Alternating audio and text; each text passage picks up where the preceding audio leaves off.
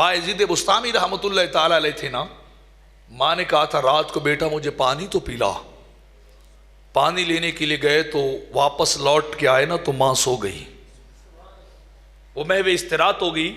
بیٹا بڑا فرما بردار تھا، وہ پیالہ ہاتھ پہ رکھ کے کھڑا ہی رہا. ماں کو اٹھانا جگانا گوارا نہ کیا. جب خود جاگے گی نا پانی پیش کر دوں گا. ساری رات گزر گئی، بیٹا کھڑا ہے، ماں کو دوبارہ آواز بھی نہ دینی پڑے، بس آنکھ کھلے میں پانی پیش کر دوں.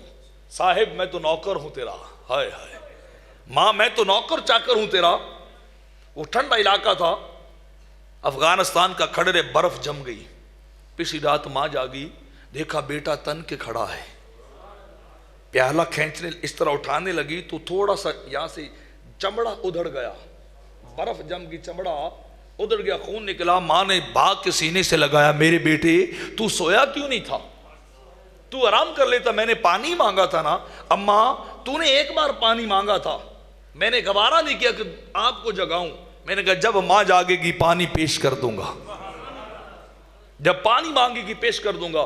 ماں نے دیکھا اتنا فرما بردار ساری رات ٹھنڈے موسم میں کھڑا ہے، چمڑا بھی ادھڑ گیا ہے اور پانی کا پیالہ لے کے میرے لیے کھڑا ہوا ہے.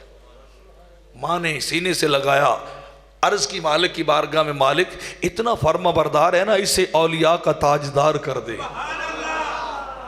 اسے اولیاء کا سردار کر دے، اسے ولیوں کا تاجدار بنا دے.